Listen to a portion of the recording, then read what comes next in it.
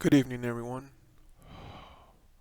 My name is Gabriel, and I'm here because I want to share some conversations that I've had with the devil. Yes, people, the mighty red horn devil, Lucifer, Satan, whatever you want to call it, the opposite of God, which he isn't the opposite of God.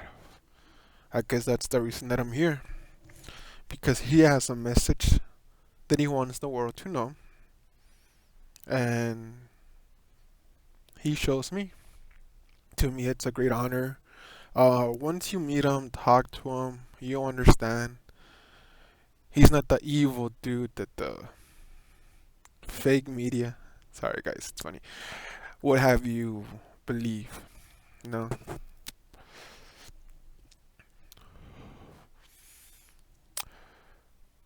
So I guess I should start at the very beginning to give the story context. How I got to this point. And I guess this is why it's gonna be a long series of videos where in each video I'll get part of the story. I don't know how long it is. Um, I tried doing some like open mics, but it was too short of a time. I couldn't tell a story there. So, ladies and gentlemen, the first part of the story. This part is called My Devil Guitar. Now, this here, I don't know if you can see it. This is my Fender. I think it's a CS60 Yamaha mahogany with a solid top. I did some little upgrades, bridge pins, bridge, the nut, new strings, just did the neck, and I got this little cool sound hole cover. Um, I think it's a walnut something number. So, anyways, a while back ago, I had heard one song that just changed my entire life. Once I heard that song, I wanted to play it on my guitar. I used to have an old nylon string guitar that I had because I tried for many years to play Mexican mariachi music. Música mexicana de mariachi. I sucked at it. I never got good at it. I only got past learning a few simple chords and simple rhythms. Mind you, I tried for 10 years. I don't know, I guess I was never very dedicated. But then I heard this song, different style of music, and I just needed to learn it. Like, something about this song just captivated my attention, and I became obsessed. So it was played on a steel string. So I had a couple dollars saved up, went to my local guitar store, and picked this baby up.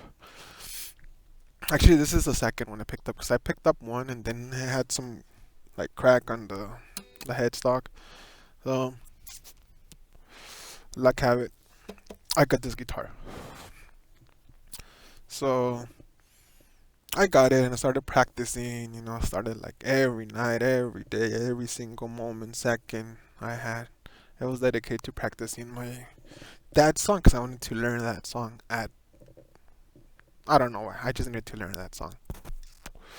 Then one night or day, I think it was like in the morning. I think I started watching this documentary on Netflix about Robert Johnson. I don't know how many of you know who Robert Johnson is, so I'll give a little, a short of his, like a little synopsis of the story, or I'll just, you know what, never mind. I'm gonna tell a little bit of a story. Let's just leave it at that. So Robert Johnson, like me, wanted to be a great guitar player. He wanted to play the blues. He had a guitar, he tried to practice, he would go to blues clubs, but he was never any really good. And people would make fun of him because, I mean, he tried, but you know how the world is. Those of us who tried are condemned to be made fun of for trying, but those who do not try Oh my god, that was just out of the top of my head. So the story of Robert Johnson goes, he I'm sorry, then I'm going back. So anyways, he was a guy that wanted to learn how to play the blues, but couldn't. So here the story of the crossroads. You go to a crossroads, you pray to the devil, he comes to you,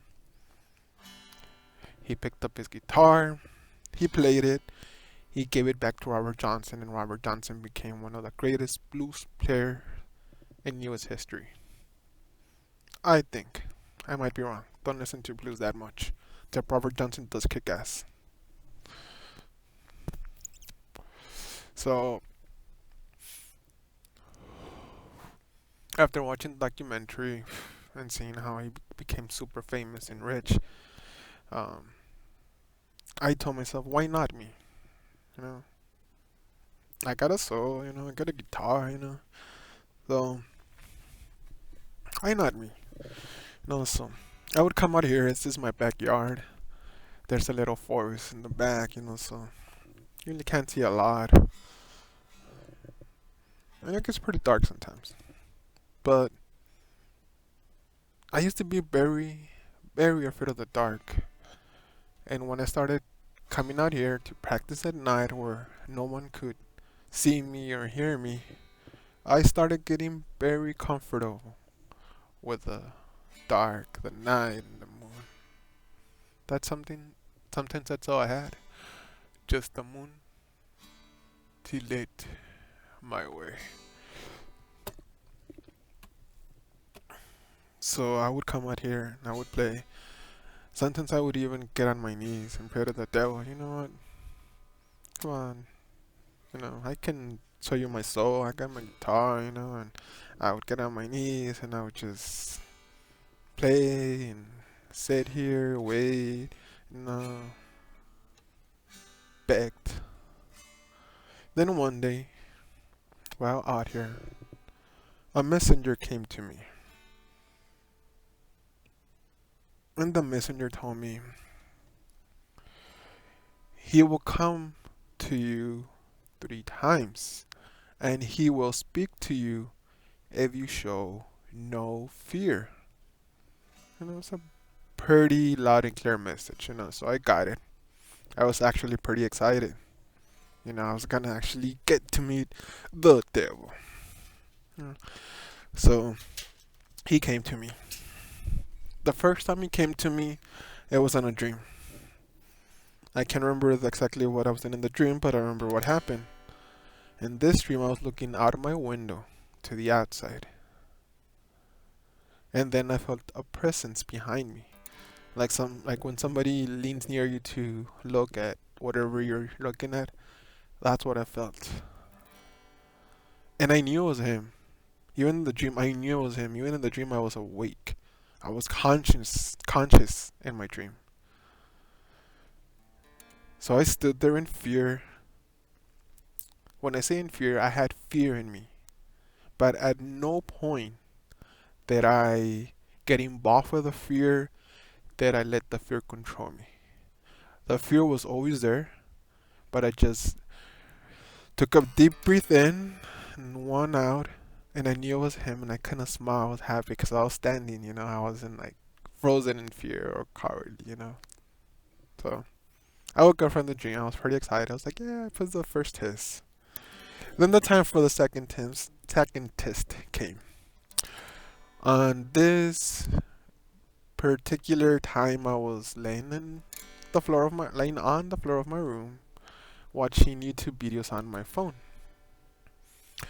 Then I saw him behind me. I was looking at my phone, but I knew he was right behind me.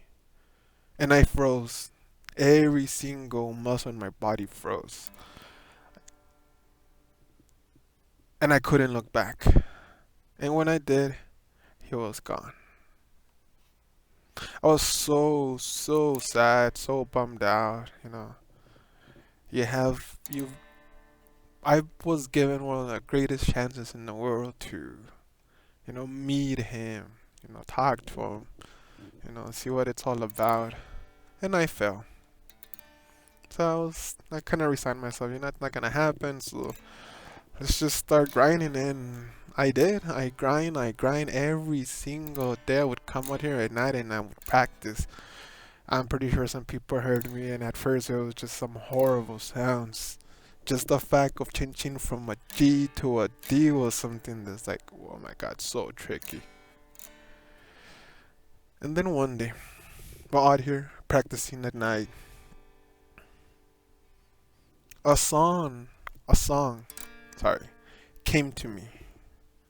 I wasn't trying to write a song. I wasn't trying to. Well, actually, yeah, at the time I was trying to write songs. I wanted to write very pretty, happy songs about like cowboys and Indians, or love and despair, and something what I thought people would like. But on that particular night, I wasn't. I was just out here trying to. I don't, I don't think I was doing anything. I was just strumming, going back and forth between different chords.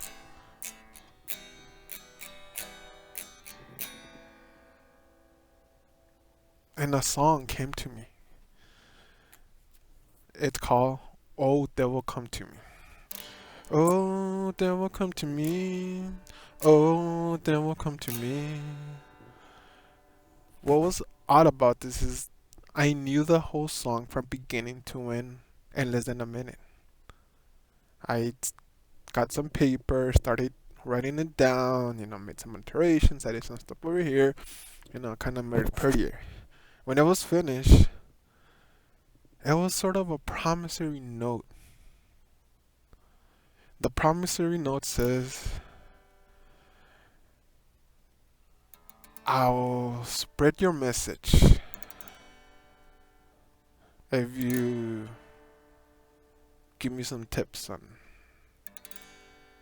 Actually, no. I don't know what it was. It is a promissory note. But it's saying that we're gonna see the world and spread your message. Your park is open, sir. Everybody's welcome in.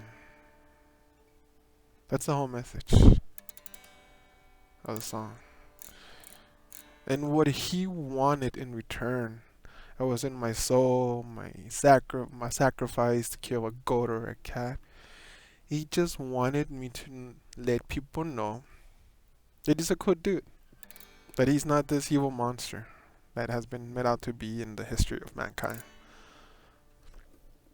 So because of that, once I guess once I wrote the song, and I still kept practicing. I never stopped practicing. I still kept on practicing. And I would come out here and I would practice. And then there was some nights where something just took over me. In a sense, I would see my hands and they would be strumming in patterns that I still couldn't yet master, and my hands moving so quickly that I didn't understand how it was. When these episodes happened, I would just close my eyes. I would even question it. I would not doubt it. I would just let it go. My thought in my mind was like, if my hands get accustomed to this, pace of playing, then muscle memory.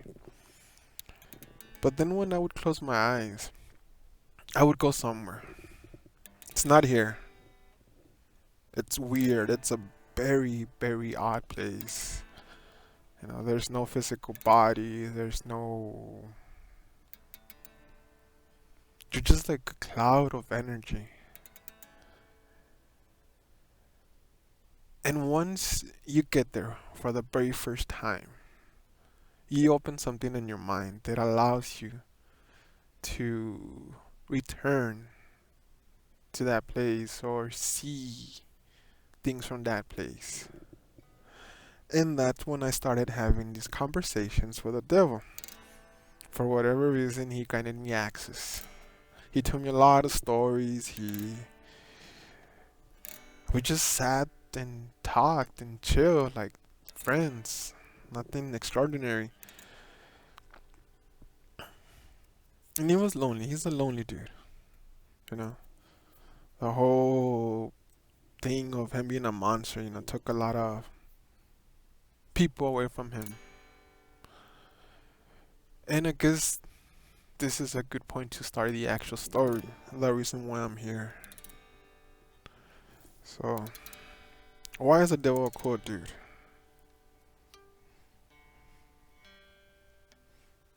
Guys, everything you read in the Bible, everything is true.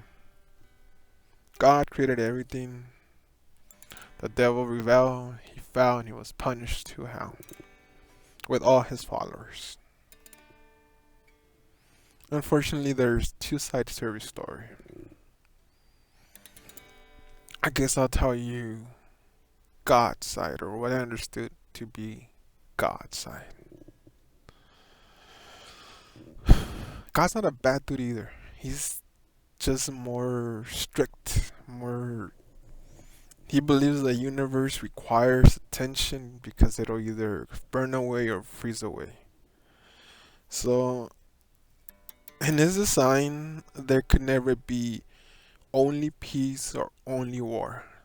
If throughout the universe only peace exists, that would just freeze away, and if there's only war, it would burn away. That's his point of view of the universe. So he created, I guess, the caste system or the actual system that we have now. And the system is exactly what a pyramid is. I guess that's why there's so many pyramids throughout the world. I don't know if you guys seen this symbol, but there's a symbol. I think it's Egyptian, where it's like a pyramid, and then it has a little circle on top. That little circle is God. That's exactly how he sees the world. There is heaven. It's not what you think. There is a heaven. There is a place where souls go to rest. And he wants only the best to go to that place. So, bricks at the bottom of the pyramid need to climb all the way to the top so they can go to heaven or the source, or the place where souls go to rest. He wants us to prove that we are worthy to go to him. And it's not through goodwill or good actions. It's through who can be the most successful person in the earth. Those who are the most successful get to go with him and experience heaven. Again, not the heaven you guys think it is. I'll go into it in a little bit later. I'll go into it later. So when you have the pyramid system where every block is it's a step, you're gonna have people that are greedy, you're gonna have people that want more, you want people that don't want to work, you want people that work too much, and they'll take away from other people. So he designed the world this way, where a few have power and the whole rest are poor, and it's for the poor to show God that they are worthy by acquiring power and wealth and money. That's how God wants it. He wants it to be successful. If you're not successful, then you suffer. Then one day, while making his things, the devil said, why not do things a little bit different? Instead of being so strict, give them a little leeway, give them a little bit of freedom. As soon as he said this, God was not pleased at all. There was no argument, there was nothing. He said it, he was punished. He was with a source up in heaven with God, and he got cast down to earth with us. This earth is what God calls hell or purgatory. This is where souls come to pay for their deeds. This right here, Earth, trees, buildings, the White House, the Kremlin, whatever. This place is hell. You have to climb yourself out of hell.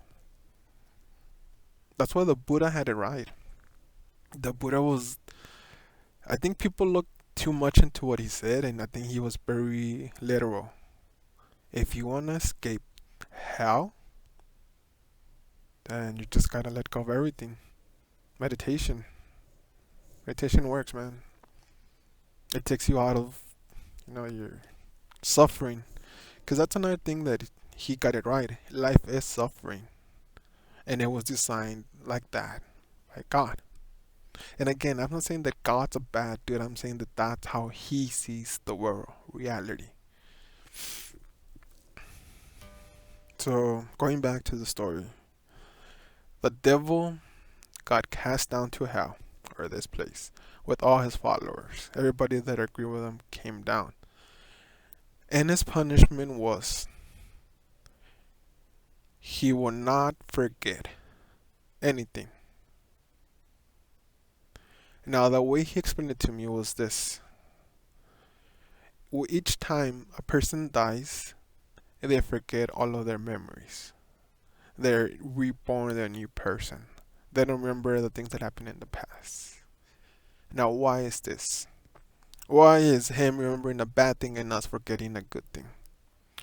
Because this show, reality, the world, God, heaven, hell, earth, humans, have been here for a long time, and they'll be here for a long time. This has no end. People are searching for ends, but existence will never cease to exist. There is either existence or non-existence, and we're in existence, so we exist. This universe, no matter how deep you look into a molecule or how deep you look into space, there's no end. This just keeps going around and around and around and around. So I guess in a sense it is a gift that we get to forget because we've been doing this for a long, long, long, long time. I'm talking trillions, quadrillions, Googles of years. I mean, whatever number you can imagine is not even close to it. And my friend, the devil, has been conscious for the entire thing. Well, since he rebelled himself against God. So he's here on Earth right now. Except that he is a different being from us and he looks at us from a different dimension, which is still here. It's like in this Earth, but it's just a different dimension, something that we can't see ourselves. Now we can see him sometimes because through the use of a lot of energy and concentration, he can make himself visible in our reality or dimension. It's like when we see a ghost, you're seeing something from a different dimension that for whatever reason gather that amount of energy. That's what he is. He can show up here. He can talk to us. It just requires a lot of concentration and a lot of energy, I guess.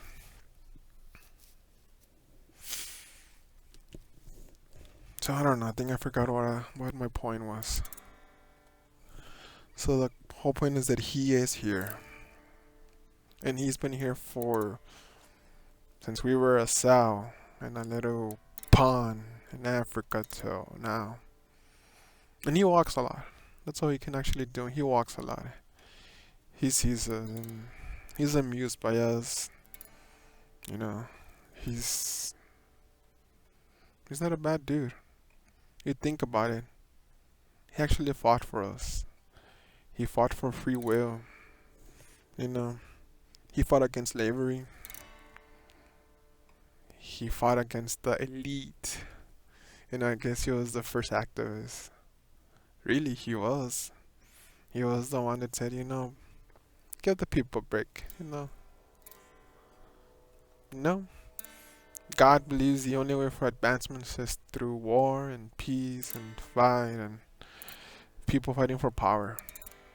Because that's who he is. He's the all-powerful. If you want to be next to the all-powerful, then you gotta be powerful yourself. And unfortunately, good deeds and beautiful things don't are not in his description of those who get to go with him. No, if you guys think about it,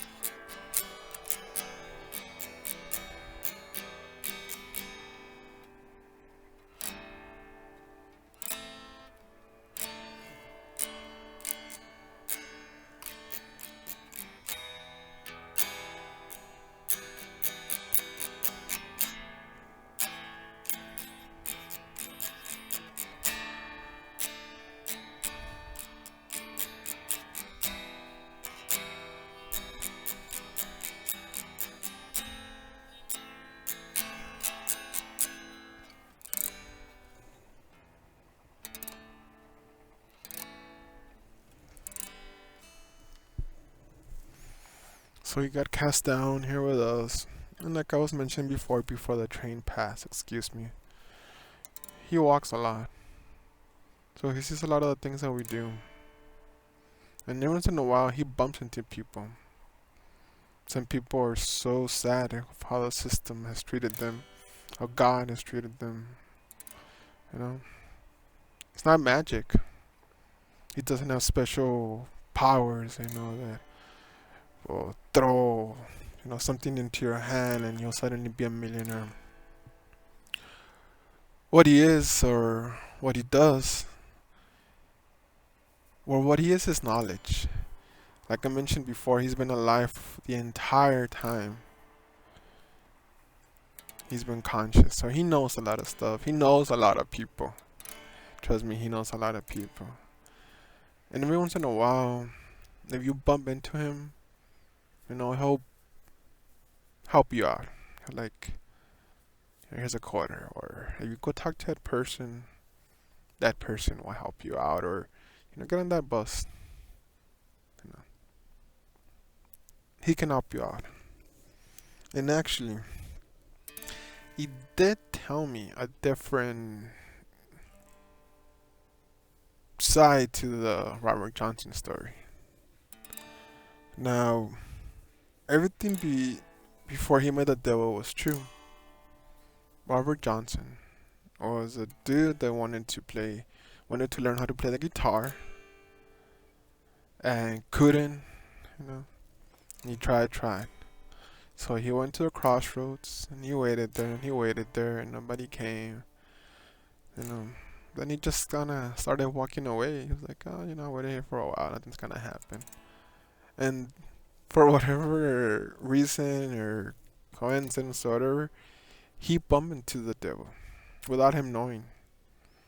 And he's like, oh, you know what, dude? And he told Robert Johnson, there's a guy a couple towns over. He's a master of the guitar, and he's a cool dude. I talked to him, and he can actually give you a couple lessons. And if you don't mind me, I'll let him know that you're on your way, and he'll help you out. So he did. The devil told him, go look for this person, and this person will train you, I guess. So he did. He went with that person, and I think it was 6 months or a year, and he trained every single day. That person was like Jedi master. He showed him like, okay, this is what you gotta do, and he gave him conditioning exercises where his hands had to train his hands for hours. Going between the different frets, and he trained like a fighter for a fight. His hands got fast because he trained. His strumming hand got quick because he trained. He learned those rhythms because they were taught to him. But this really cool friend of the devil, you know, the devil again helped him out, did a little favor. He's like, yeah, you want to pay my little favor? Help this guy out, you know. And he talked to Robert Johnson. He let him know, okay, this is a cool thing when you're gonna learn, and this guy will help you, and you'll do good. So he went, he trained, and then he came back to it. He was like he was a spectacular player.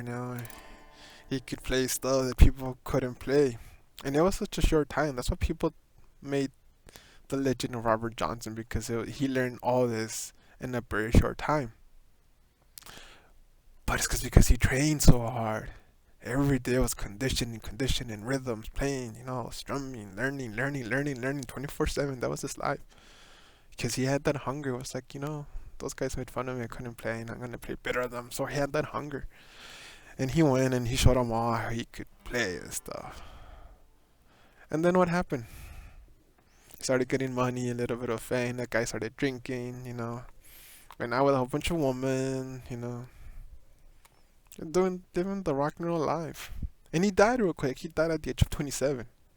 Not because the devil came and took his soul or he was cast. It's because he lived a really fucked up life and he fucked up a lot of people, and he wasn't a responsible person, or he died real young.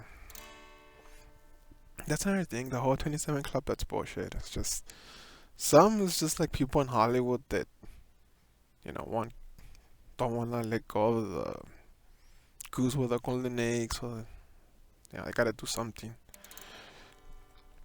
But not. It's never been the devil. It doesn't. Devil's not gonna kill you at 27 if he does a favor for you.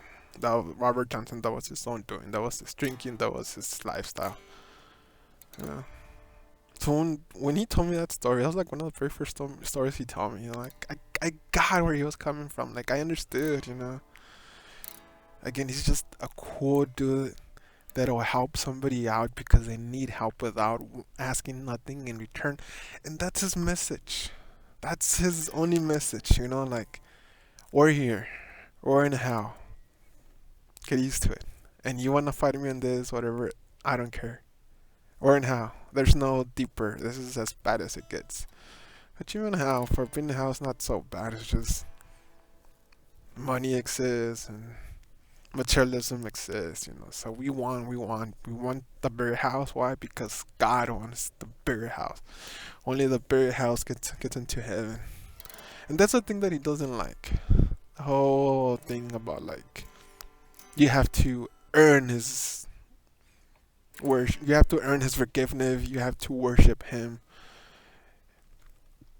And again, he doesn't. That's his. I guess his dad, or he's not mad at him. He loves his dad. It's just he thinks a different way.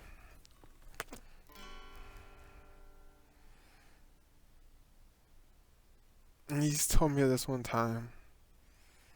If you're already in hell, why'd make it worse? Try to find peace. Love each other, forgive each other. You wanna love God, love God. Just there's nothing wrong with loving God. Me personally, I just don't like the structure how he built the universe, the whole pyramid thing where I have to climb to the top to be let into his graces. Fortunately, what happens if you don't get into heaven? Either you come back here and you just reborn and you get to do this whole show over and over again, forever. Or if you die very, very scared with a lot of hate or stuff like that, you get stuck. There's like a place in between, where you go to recycle your soul and you come back in here. It's like the other dimension where the devil comes from. It's still here, but it's in a different dimension. So some people, because they're so scared of death and they have so much fear, even hatred comes to it, they can't cross over. They stay stuck. There's people that's been stuck in that place with fear for like thousands of years. Now imagine being stuck in a state of fear or anger for thousands of years. You lose your humanity. You lose your soul. You lose yourself. You become hatred and anger. That's why you guys do see a whole bunch of like evil ghosts or like witches doing stuff, because they can talk to these people and these people like go kill this person because they're so angry and pissed off and they want to hurt people. So ghosts exist, witches exist. It sucks, but The only thing you can really do is just meditate, be a good person. Honestly, meditation is the key to everything. The only reason I was able to have this conversation with him was because of meditation.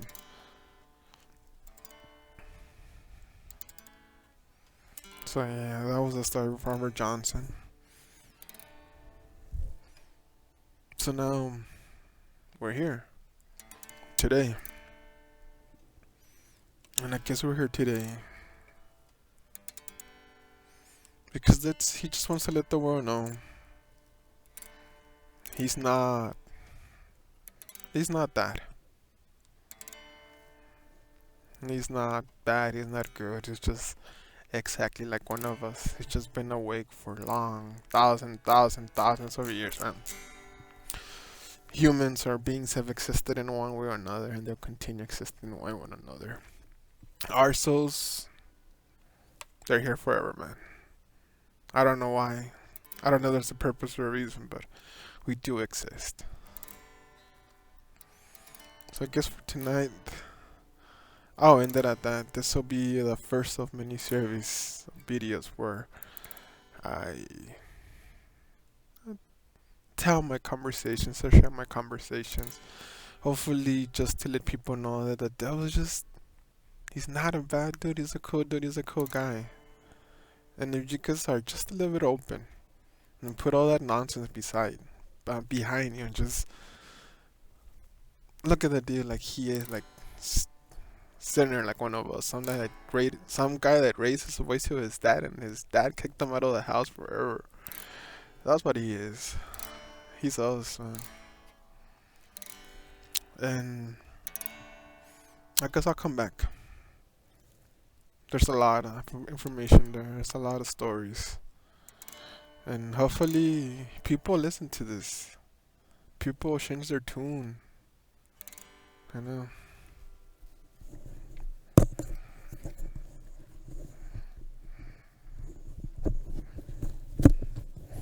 So I guess that's it. We'll end this by saying the devil's a cool dude.